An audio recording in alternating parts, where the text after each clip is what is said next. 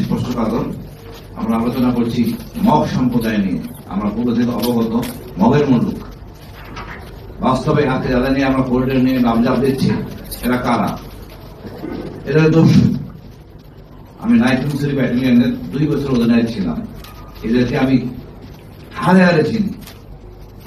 আমরা অনেক কিছুই পার্বত্য চট্টগ্রামে ঘটে গেছে, যেগুলি আমরা চেষ্টা করছি এদেরকে বাঁচিয়ে রেখে, যেহেতু মায়ানমারের বিপক্ষে কাজ করে এরা, আমরা সহানুভূতি দেখাতে, কিন্তু এরা ঠিক পিছনে আমাদের আঘাত করছে।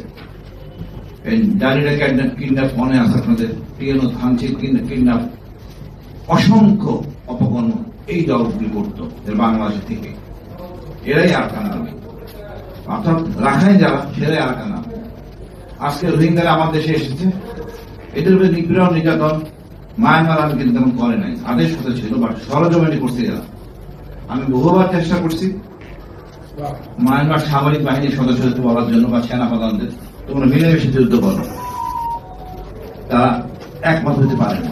তাহলে এমন একটা জাতি, এর কোন মূল্যবোধ নাই, পারিবারিক কোন মূল্যবোধ নাই যাদের, এর সাথে কোনো আপোষ বা কোন রকম করে কোন কাজ কোন সুবিধা হবে আমি মনে করি না। রাখলে আমাদের বিপদ।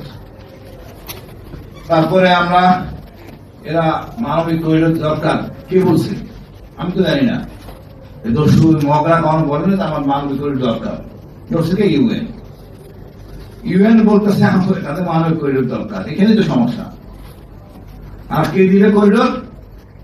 ইউনিট সরকারের আমেরিকা প্রবাসী আমাদের মিস্টার খলিল। ওনাদের এই সঙ্গে কোনো জ্ঞান নেই। কোন সমস্যা কার? আমাকে পরিষ্কার করে নিতে হবে আমি কি চাই। আমার রোহিঙ্গাকে নাগরিক মর্যাদা দিয়ে পুনর্বাসন করতে হবে আগের পূর্বের জায়গায়। এখন তো দিন চলমান নিয়ে গেলেন, কোন কর্মসংস্থান ব্যবস্থা করলেন না, তাই লাভ নেই। আমি মনে করি এখানে আসলে সহজভাবে দেখার কিছু নাই, সহানুভূতির কিছু নাই। ওদের 12 লাখ লোকদের সাথে যে নির্যাতন করছে, এখনো করতেছে, আমাদের কঠোর হইতে হবে। আমরা করিডোর দিব, শর্ত থাকবে। এই আরাকানের শর্ত কাজ, এটা তো মায়ানমারের অংশ। মায়ানমারকে সাথে নিয়ে সমস্যার সমাধান করতে হবে, চীনকে সাথে নিয়ে সমাধান করতে হবে। আর এখানে আমরা যেহেতু জানি আমেরিকার একটা বড় স্বার্থ আছে, ওই স্বার্থ উনি খায়েশ হয়েছে বলে আমার খায়েশটা বাস্তবায়ন করতে হবে, এটা আসলে নতজাননীতি। আমি মনে করি এই সমস্যার সমাধান করার সহজ সমাধান হলো মায়ানমারের সাথে আমরা যাই, মায়ানমারকে পুশ করি। আর আমার দেশে আরাকান আর্মির বিপক্ষে যারা আছে, রোহিঙ্গা আরএসও সামরিক বাহিনী আছে, তাদেরকে দিয়ে আমরা এই আমাদের মাইকন শরীফের কাট করে দেই, প্রেশারে রাখি।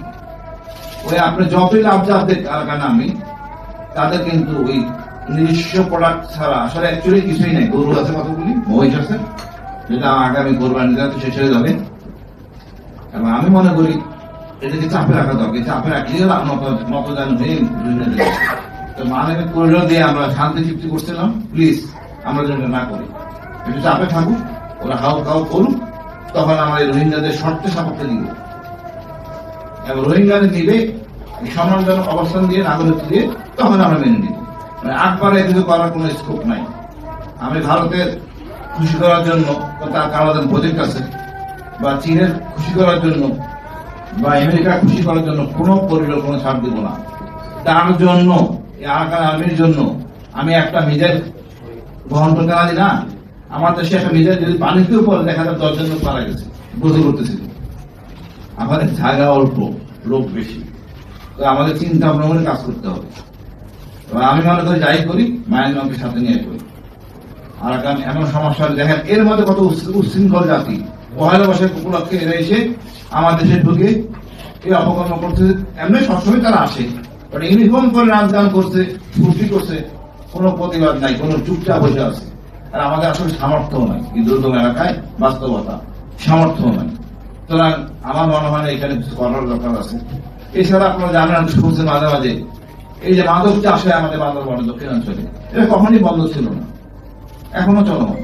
মাঝে মাঝে হয়তো এখন আর্মি যায় কয়েকটা কিছু করে। আসলে দুর্গম এলাকায় এই মাদক ছাড়া অন্য আসলে চাষ করার অবকাশ নাই। সুতরাং সহজ দাম বেশি, এরাই এটা করে। আমাদের কঠোর হইতে হবে, চিন্তা করতে হবে।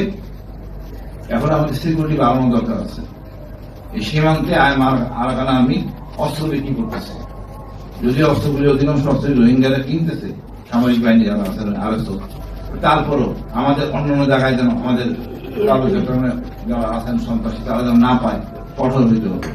আমরা যাই করি আমার মনে হয় সকল রাজনৈতিক দলকে নিয়ে সাথে নিয়ে করতে হবে। এরকম গোল টেবিলে বসবেন, সকল রাজনৈতিক দলকে সাথে নেবেন, সকল গোয়েন্দা তিন বাহিনী সবাইকে নিয়ে বসে ঐক্যমত বলবেন। আর রাষ্ট্রের বাইরে মায়ানমারকে অবশ্যই সাথে রাখবেন, চীনকে সাথে রাখবেন।